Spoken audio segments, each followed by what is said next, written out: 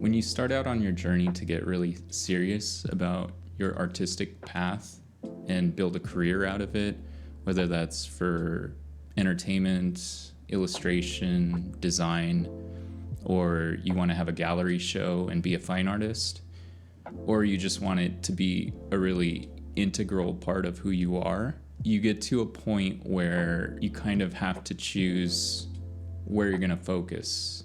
Are you going to focus on a lot of different things and be a generalist, or are you going to focus on one very specific thing and be a specialist? And what's the right way to do it, or the most optimal way to do it? I'm going to break down some pros and cons of each one of these, and then I'll give you my personal recommendation based on my experience as a professional artist. For those who don't know me, my name is Tim. I'm a background painter at Marvel Studios working on X-Men 97. I've been in entertainment for about 15 years, working in games, movies, and animation, mostly in animation, doing background design and background paint and visual development. My goal with this channel is to share insights and tips to help new artists and artists that want to get serious about improving their skills and taking it to the next level. Let's start out with what's called a generalist, or as you may have heard of it, jack of all trades, master of none. And when you hear that, you think, well, that doesn't sound good. I want to master this skill. However, some of you may know the actual quote by Shakespeare. Jack of all trades, master of none, but oftentimes better than a master of one. Admittedly, it's a bit vague. Oftentimes, how often? What times is it better? I'll get back to these questions, but first let's go over some of the benefits of being one of these jack of all trades. Pros. 1. When you learn many different skills, you inevitably create more opportunities for yourself. It gives you a taste of different areas. Think of something like a beer flight, or I guess any kind of flight. That's just the first thing that came to mind. I'm not an alcoholic. The second benefit is that each skill you learn will reinforce the other ones. For example, learning perspective not only obviously helps you with landscapes and cityscapes and doing things like prop design, it actually helps you with figure drawing. You'll be able to put the figures in a believable 3D space and really understand the forms of the body. The third benefit is that it'll be easy to keep your interest, especially if you have ADHD. When it feels monotonous to keep doing drawing practice, switch over to painting. When you get tired of doing landscapes, do figure drawing. I do this way too much. I have so many interests that I can't even list them. But here's my attempt.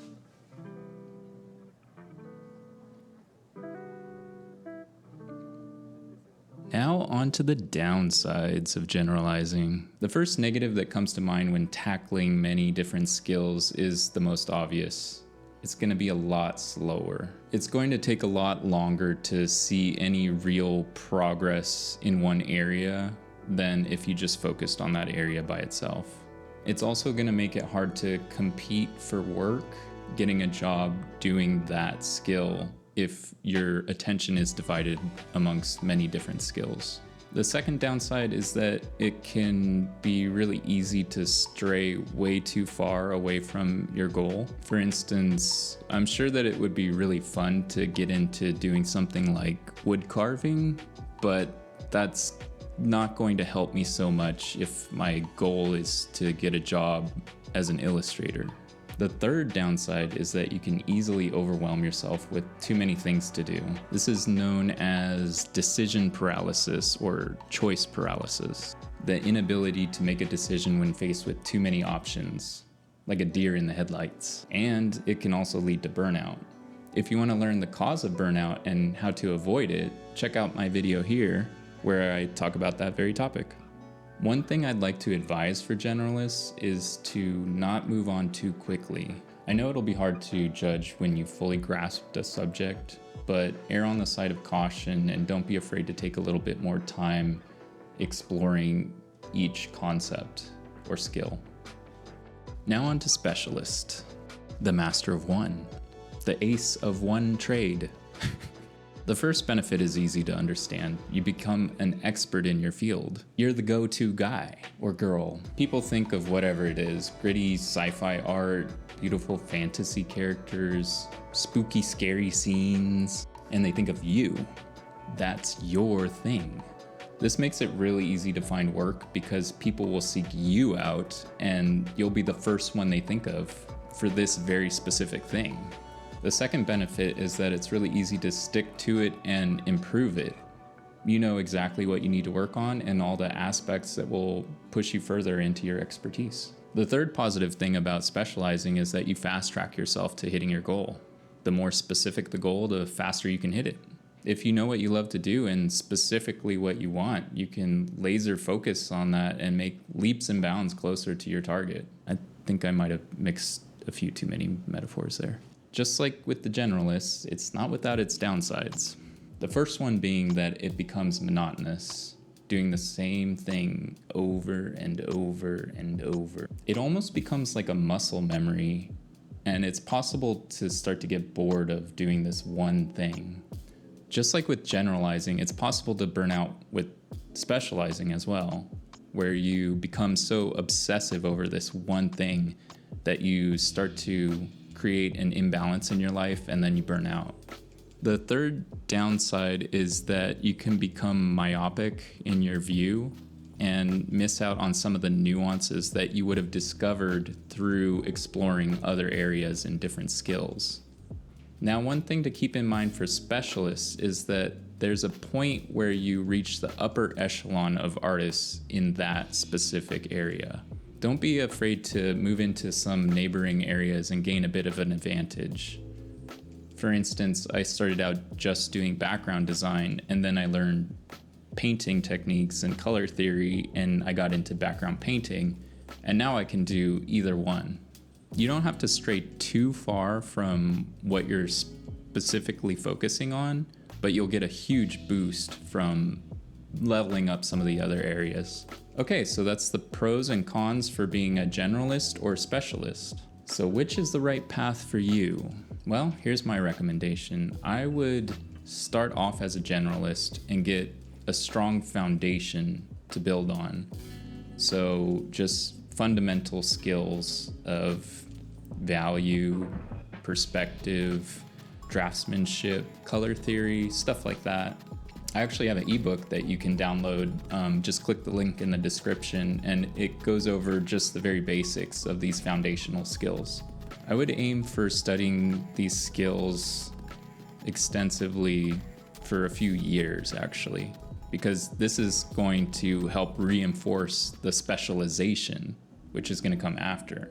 So after you've done all these foundational skills, pick one area that you really enjoy and that'll be your area of expertise. So for me, it was figure drawing for a long time, and I wanted to get into doing character design, but through exploring perspective and landscape painting, I actually kind of started to drift towards that direction, and that's what I do now professionally. Now you can devote all your time to that one thing and get really, really good at that and figure out what you want to do with it. If that one thing is figure drawing, maybe that could lend itself towards illustration or character design. If you really enjoy color and painting and mixing colors and creating moods, that could be also illustration, or it could be doing background painting like I do. Once you've specialized for a while and you have a clear goal of what you want, say as a professional artist, put your work up next to other artists that are doing what you want to do and see how it fits in with those. Does it look like it's lacking in any way? Does it stand out for any reason? That's a good way to judge how far along you are and how far you need to go.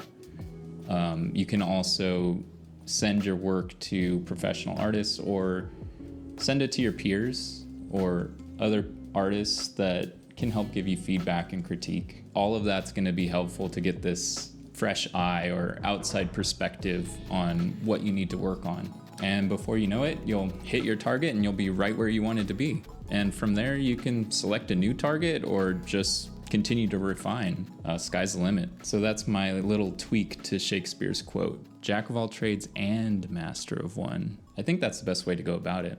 So what are you focusing on? What's your specialization going to be? Or are you still searching for that? Let me know in the comments. And if you like this video, subscribe and get more like this.